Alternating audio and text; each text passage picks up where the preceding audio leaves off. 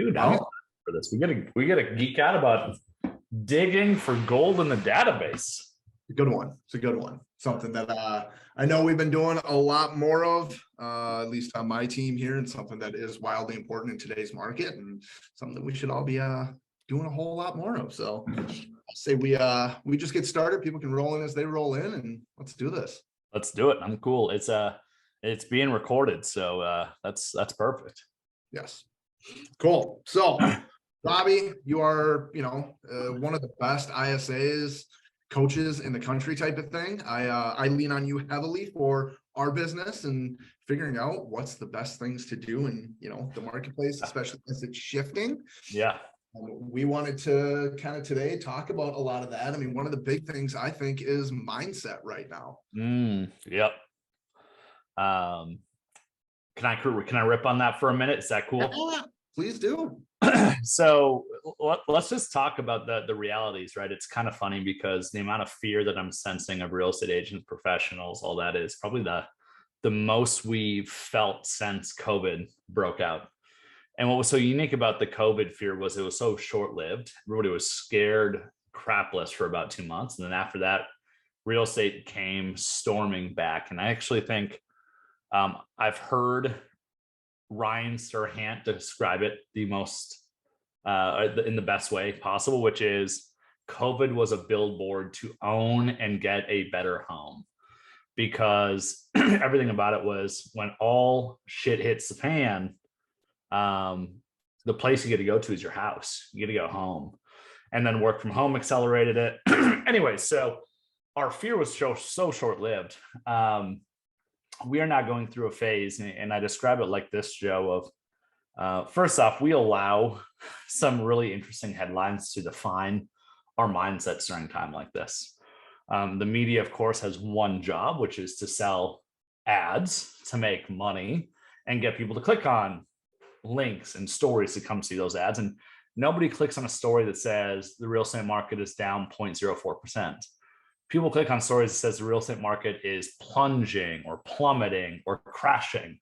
And of course, technically they're right, but the headlines are unbelievably misleading. And I think that's where we're kind of at, is there is so much hysteria between inflation, the frustration, but the reality is that the real estate market still, in most places, very, very strong.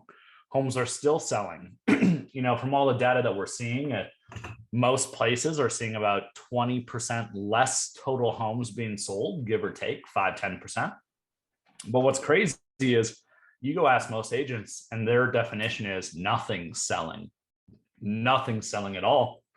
And the reality is I think during times like this, we have to be so damn cautious about what we're entering into our mind. And, Joe, we were talking, a week ago or so, and I talk about how you have to be building a moat around your mind. What are you doing to keep the bad guys out? And what are you doing to let the good guys in? And during times like this, I think it's so key that we remain optimistic. And I'm not talking about like, oh yeah, it's all going to be okay, optimistic, right? I'm not just saying like, just have hope.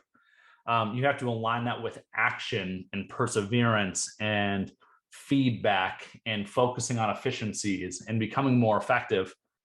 But dang it, you getting drugged down and being negative is the worst thing you can be doing right now.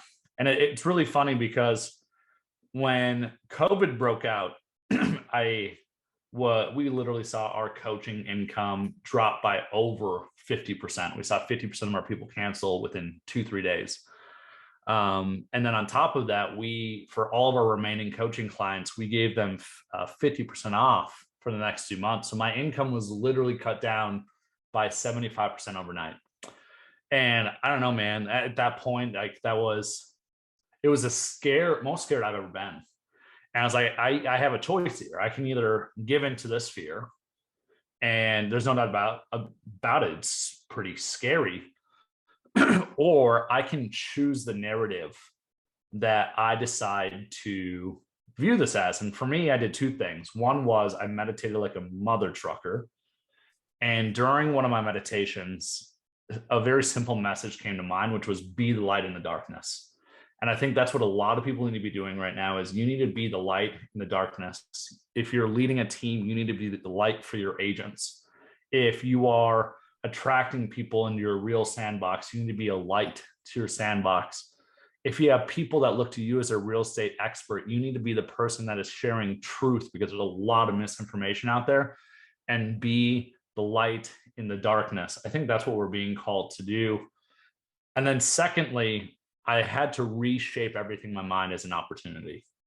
That's what I've really learned, Joe, is successful people over and over again deal with the same setbacks that, unsuccessful people deal with, but they change the definition. And when things slows down, what are you going to do to invest in yourself to get better?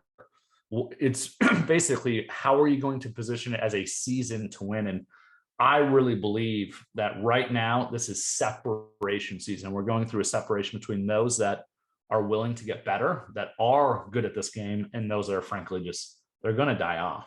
So yeah, that's you hit on it there, that this current market right now, the past few months anyway, with interest rates doing what they have done this year, it feels very similar to when the pandemic broke out, that everybody pumped the brakes and you need to realign what you're doing. I mean, we didn't realize that things were going to go so well for the next couple of years over the pandemic. Everybody was scared. We were all very frightened because we didn't know. And we all had to adjust our mindset of what we were looking at going forward. 100%. You're spot on. And we're finally dealing with the COVID pain, the whiplash of it, right? And what I'm seeing people do is like, they're blaming the Fed, they're blaming the president, and I just don't care about any of that stuff, right? None of that doesn't help me. That doesn't serve me. I can disagree with it, but the only thing I can do is focus on my locus of control. And what I will say is this, is that I kind of tell people that in 2021, there was just so much euphoria about real estate.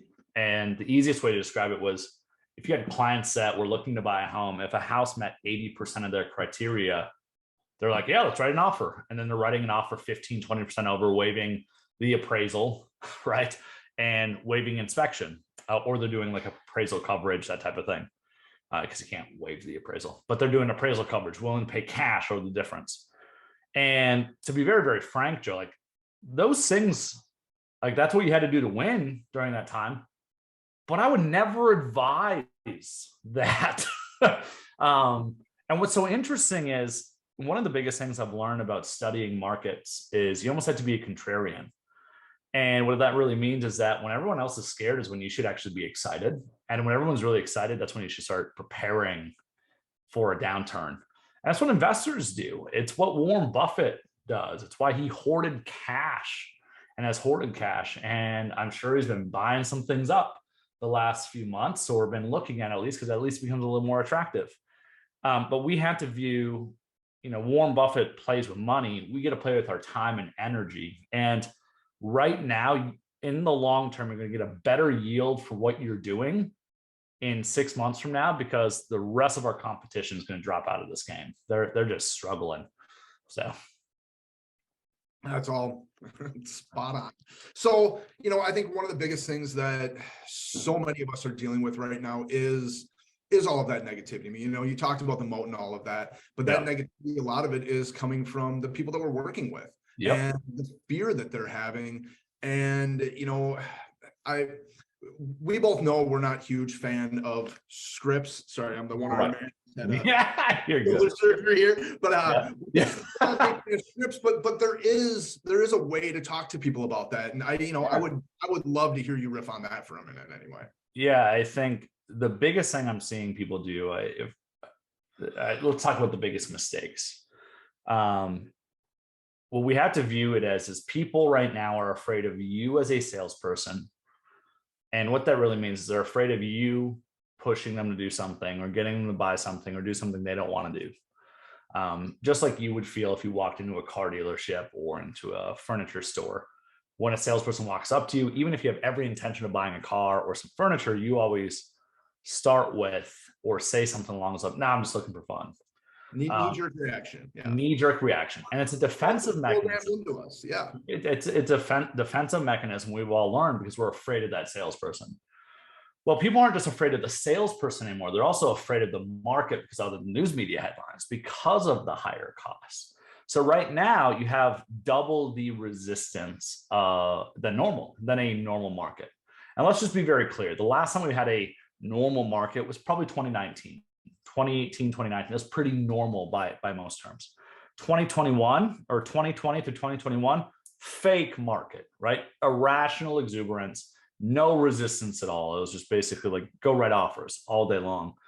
And today we have double the resistance because of those two things. Now, I'm a firm believer that humans go through what something in psychology known as conditioning or reconditioning, and people's mindsets are being reconditioned right now.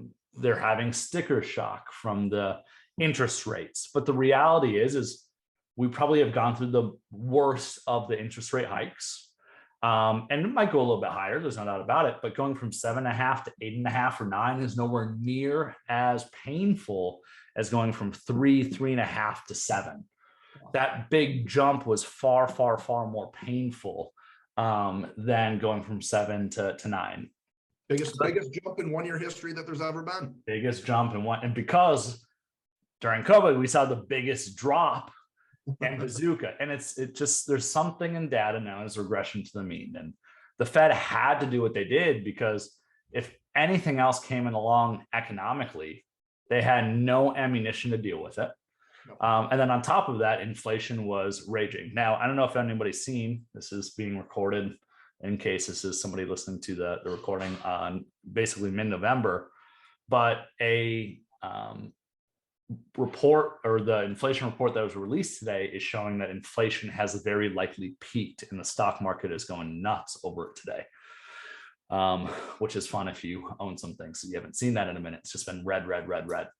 But anyways, to get to the scripting, what we have to really realize is people are reluctant truth tellers in almost all markets. In a normal market, they're very, very reluctant truth tellers right now.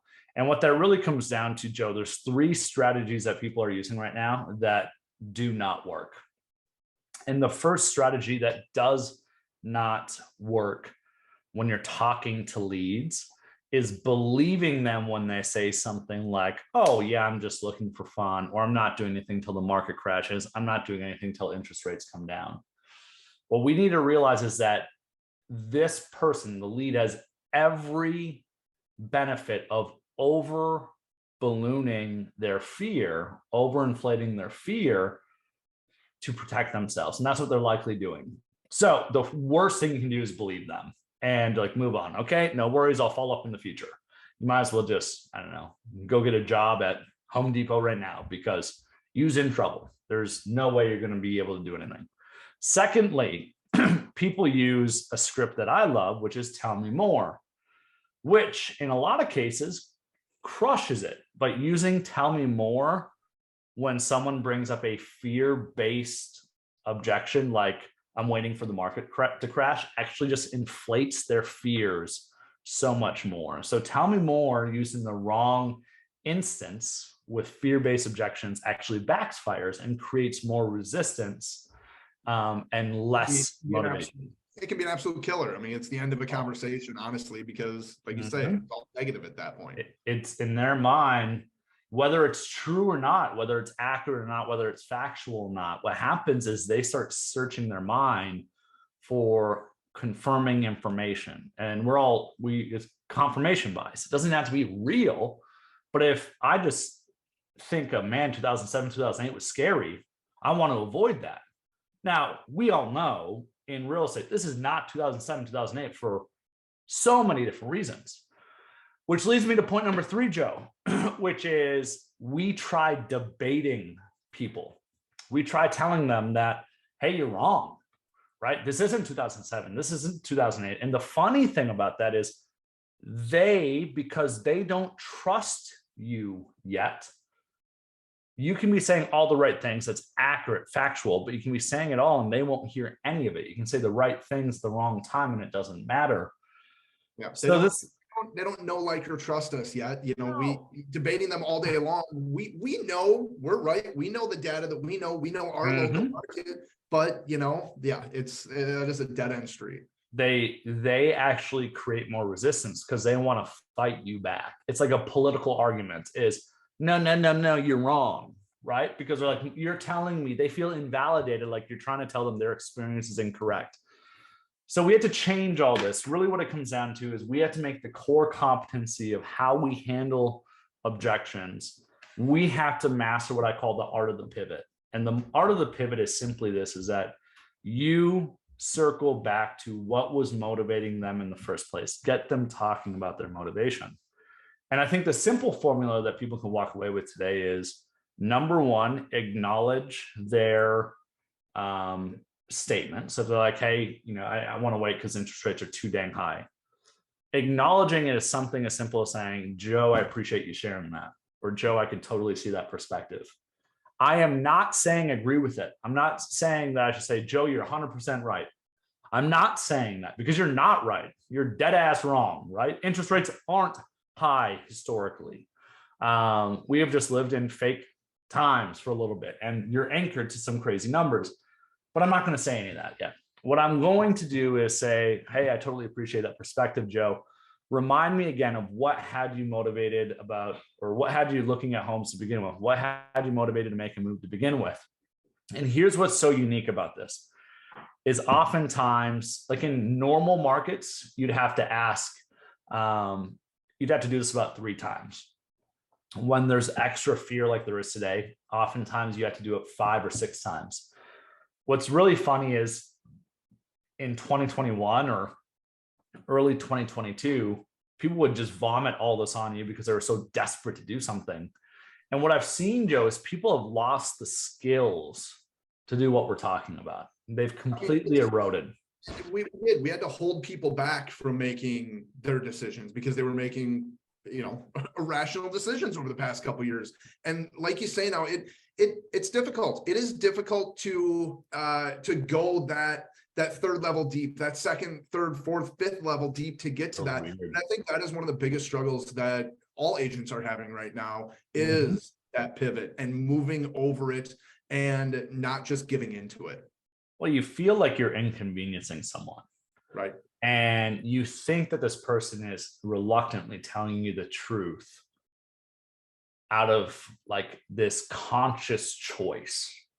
And that's just not how humans work, right? You don't consciously choose to say, I'm just looking for fun when you're walking into the car dealership. It's just this subconscious reaction. And when we're scared, that becomes more intense. What we have to be so focused on during times like this is we have to be willing, we don't judge, we don't debate. We have to learn their truth of why they're even considering it, right? We have to find out, well, what was motivating them to begin with? Was it maybe they need a bigger home? Maybe a baby's on the way? Maybe something just happened. Maybe they've taken on, there's debt. I don't know, whatever the hell the story may be.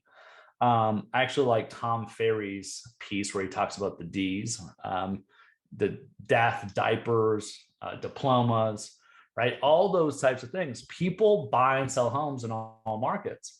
What we just need to realize is people have no incentive right now to just tell you about that because they're freaking afraid of you in the market.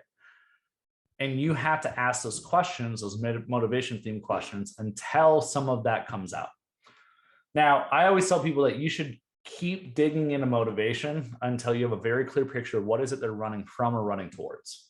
What is the problem that they are trying to solve? What is the problem that their move is trying to solve? And what's really funny is right after COVID broke out, we all knew how to do this. And almost always that problem was, I'm sick and tired of being in this apartment building. I need my own space. I need a bigger house with an office. So we got accustomed to listening to people's pains and we created solutions. And what we need to be doing right now is we need to be finding out what are their motivations. What are they hoping to do? What is that problem? What is that emotional thing that they're running towards or running from? And then secondly, we can be a truth teller. We can speak the truth, but you can only tell the truth after you've heard their truth. It's really that simple. And, it's telling the truth too. It's smart to ask for permission to tell the truth. It's not even smart, Joe. It is necessary and brilliant. So how would you do it? How would you ask for permission? I mean, how honest can I be? How on a scale of 10, how honest would you like me to be with you? That literally will give you the ability to tell them basically anything. What I love about that is anything you say. First off, almost everybody says, I want the truth, right? And if they say like a 1 or anything low, you probably are dealing with a psycho. But that just never happened. I've honestly never heard of it happening. Almost everyone says, 8, but be kind about it, or like 10, be kind about it.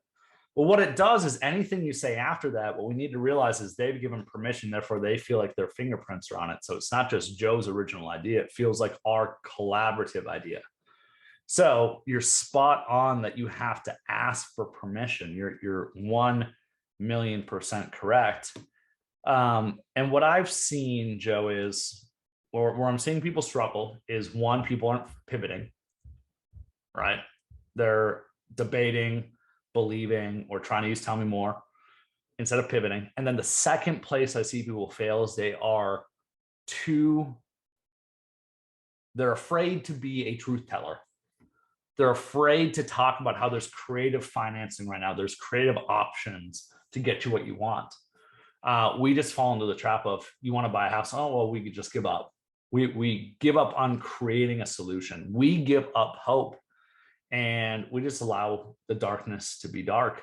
And the reality is you have to be that beacon of light. You have to be looking at that and creating and speaking about options that they haven't maybe considered. And I think people don't do it because maybe we're afraid. We're afraid of being a truth teller. Because it's uncomfortable. But the reality, if you learn someone's truth and you don't speak the truth to someone, you are nothing more than an enabler of potential bad behavior. And if you just speak the truth without learning truth, you're just an asshole salesperson nobody wants to talk to. The reality is, what we're talking about is not sales. Like, this is just influence 101. Influence 101 is learn truth, speak truth, and be a great storyteller. Recite things in a way that people understand, that connects with them, the pain points, the stories in their mind. And the reality is this, is like, if you don't know a story like this right now, it's a far better time to buy a home than a year ago. Far better time. There's way more choice. You have way more power, right? And you have time to make a decision. A year ago, if a house came on the market that had 80% what you wanted, you were overpaying for something you didn't really want. Now you can again get almost everything you want, and you can even get a deal. You have the power to negotiate, seller helping, maybe seller or buyer assumes seller's financing, or other things that just didn't exist a year ago. Today is better. Cost paid. You can get your inspections. You can get the sellers to make repairs on a house. You don't have to waive the appraisal. I mean, the pros far outweigh the cons right now. It's, people have a tough time seeing the forest through the trees right now, I believe. Exactly. And we have to be the ones that are willing to be a truth teller about that and tell that story, that you have that power. A year ago, you didn't. A year ago, you didn't have choice. Today, you have choices. A year ago, you'd have to make a decision within an hour. Now you can take a few days and think about it.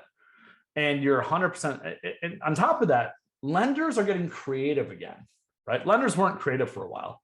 Lenders are getting creative again. You're seeing loan options that we haven't seen for a while that potentially make sense. ARMs or rate buy downs, things like this that make total sense. So I think what it really comes down to, Joe, is during this scripting, whatever it may be, we have to master the art of the pivot, and then we got to be a truth teller. And that's when we use that little script, like you had said. Can I be honest with you? Or can I give you my honest feedback? Can I give you my thoughts? Or on a scale of 1 to 10, how honest do you want me to be with you? You just have to transition to you being a truth teller and not being afraid to name the things that are true, but maybe they haven't considered yet. But Robby, I want to wait till next year to buy a house. Yeah. Oh gosh, the best. First off, by the way, it's really good that we're hearing that. come back again, because it means that we're less afraid than we were 2 months ago, right? 2 months ago, it was, I'm waiting for the market to crash. Now we're here, we're waiting until next year, right? First off, the next question I would always ask you is, Joe, what do you mean by that? When you're saying you want to wait till next year, do you want to be in a house next year, or do you want to start the process next year? Give me some insight behind that, Joe. I'm looking at being in a house next year. So, okay. Got it. And Joe, when are you kind of thinking you want to be all moved in to a house? Do you have a date in mind that you're kind of thinking? Thinking early to mid-February. Okay, early to mid-February. And how did you come up with early to mid-February? Give me some insight behind that. It's when our lease is up at the end of February. Okay, early to mid-Feb. So let's just pause there for a moment, Joe. If somebody wants to be moving into a house in early to mid-February, right? Let's just walk through this. This is the easiest damn thing in the world to do. The typical buyer looks for a home on average, depending on the market, 5 to 10 weeks. Go look here, you run your own numbers, but 5 to 10 weeks. I just like to call it 2 months to be safe. Okay, so that's the first thing, is essentially 2 months of looking. And then if you write an offer and it gets accepted, how long does it take to close in almost every market? 30, 45, or 60 days, somewhere around there. I like being conservative, saying this is a 3-month process. So Joe, if I just, in my mind now, Joe, you just said you want to be in a house in February. All right, let's change it. Let's say I want to be in the house in April. And March. Well, okay, let's stick with February, because Joe, this is what we don't realize is almost always we go down this pathway and we have to be a truth teller about, well, crazy thing, Joe, is usually this process takes about 3 months. So if you want to be all moved into a house in February, you probably want to start thinking about things right now. Okay, but let's say it was March or April, right? 2 things. I would say, got it, Joe. That totally makes sense. I gotta ask, let's say that perfect house for you. Let's say it got listed January 1st. Is that something you would consider taking a peek at, Joe, or would you pass on that opportunity? I'd probably take a look at it. Okay. What about if that perfect home came up on the market like December 15th or so? Yeah, I'd probably still want to see it. Okay, so here's what we're doing is, if anyone says that they would view a home, what are they actually saying? They'd actually buy the home. They would actually buy the home. And what I'm doing here is I'm moving their timeline closer and closer to now. The other big thing that I would do in this moment, when you say something like you just did, it's one of my favorite scripts to say, is I always try to tell a great story. Joe, what I've done for other buyers like you, or people trying to sell their current home and buying something new, or first-time buyers, or people looking to sell, right? What I've done for other people like you is I've sat down and done a quick strategy session. And Joe, the whole point is very simple. It's one, to give you a rough idea what we think your home is going to sell for in today's market, because obviously that impacts what you purchase or what you can afford to purchase. But the other big thing is to create a game plan for this whole process. So when that right home does come up, because we don't know when it'll be, we can move mountains to get you in there and make sure you don't miss out on it. Is that something you'd find some value in, Joe? 100%. So I'm storytelling, right? I'm saying, here's how we get you what you want. Now, let's say you're like, but I don't know, since we don't want to be until March, April, May, isn't that too soon to start? Joe, I love it, man. It's a great question. Always try little ways to validate people. Hey, that's a great question, Joe. I totally see it. Here's what I'll tell you. Out of in our world, thousands of people we've helped, I have never heard somebody once complain about starting this process too early. I've only ever heard people complain and become frustrated about starting the process too late. I mean, the storytelling is that it's that herd mentality. You know, it's people follow the herd. People feel far more comfortable when they know other people have done what they've done and been successful in it. And been successful. And it's the truth. The reality is this: I've never heard somebody complain about starting their real estate conversation and journey too soon. Never heard somebody complain about it, ever. I don't think that exists. I've only heard somebody complain about, man, I started this and now we're in a crunch time and now we're forced to make a really bad decision. I've heard that, and that's not fun. That's a terrible place to be in. there's literally no cons of starting early, especially when we sit down, like you don't have to buy a home ever. I don't care. You don't want to buy a house for another year? No worries. And what's so cool about right now is we all have extra time to pour into people to help navigate these types of things. So I think those are probably some of the biggest things that we have to be doing when we're having conversations with our leads right now, Joe, is so many people are giving those fear-based objections, and we have to be so dang good and not being stumped and giving up and believing it and debating it, or saying, tell me more at the wrong time. Yeah. Going deeper. I mean, that's something that we've really forgotten how to do over the past, and it's something that I've had to, resharpen my sword on it and get back to figuring out how to go deep with people, because a lot of us have lost our way, without a doubt. Well, I've recently read, I think it was the data, 60% of licensed agents joined since May of 2020. I think that was the data. And again, that sounds really crazy, but if you think about it, 80% of people burn out within the first couple of years. So it's always rotating. Here's the thing, is that 50 to 60% of people that have only played real estate since May of 2020, they have no clue what real estate actually is. They've played real estate in this fake bubble where, oh, somebody just clicks a button and then you go show them a house, they write an offer. That's just not how the game traditionally works. The people that have won in this game over the long haul are people that master influence. And that's what we're talking about, is how do you help influence people, not out of manipulation, right? Because I actually think the biggest problem is that our goal, the value we can bring to people, is we can help them see the picture more holistically. If someone's vantage point, all they're talking about is, oh my God, the real estate market's about to crash, it's so freaking scary, we owe it to them to be a truth teller, to make sure they're seeing the full picture. They're seeing things from a different angle. And we do that by being a truth teller and asking questions, right? Things like, to be honest, Joe, out of all the people we've helped, I've never heard somebody complain about starting too early. These are not things people have considered. And why would they? They're not professionals. They don't do this every single day. So the people that are new, that 60%, I think one of two things: they either got to be learning this game very quickly, or the most likely thing, I think, Joe, is we're going to see, base off estimations, 40 to 60% of licensed real estate agents allow their license to lapse. I just got mine, man. I just got my $1,500 worth of bills. It's not fun. Not fun at all. And I know a lot of people, thankfully, I'm in a position where I can afford that. There's a lot of people literally and that's what happens. They're like, I can't afford that. And then the pressure of having to pay bills. And they're like, man, I got to get a part-time job. Next thing you know, they're not working on getting better. They're working at Home Depot. And there's nothing wrong with that. It's just, you're not in real estate anymore.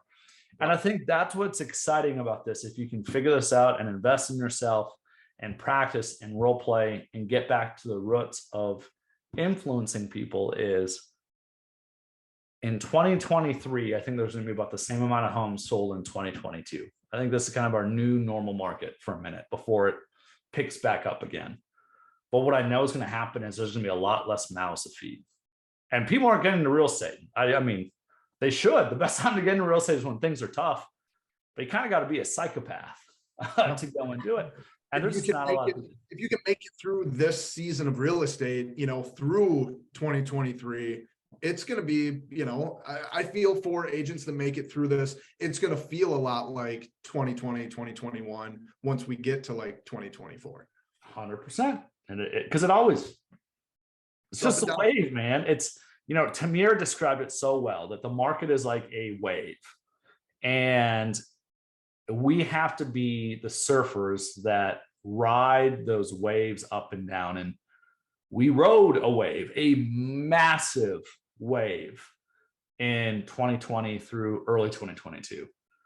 Well, now we're in, what is that thing called? The trough or the bottom, whatever the heck it is. I live in North Dakota, so I don't need to know any wave terms. I'm not no surfer boy. But guess what always comes after a wave? another wave. And it's a tale as old as time. It just happens over and over and over again. We have to be focused on ourselves, what we can control, what we can do. And the reality is, as long as you're investing more in becoming effective and you're focusing more on the attempts you're making, and you're being protective of your mind and becoming more intense and controlling more of the things you can control, which is simple things like, oh, you got extra time? Clean your house. Oh, great. You got extra time? Hit the gym more often. You got extra time? Lead generate more often. Take that class. Do things that are good for your mind. And what you'll see right now is a lot of people are just bitching, whining, complaining, blaming other things, and watching a lot of Netflix. And that's just negativity. It's a lot of negativity. And it's not easy to take ownership, but it's worth it.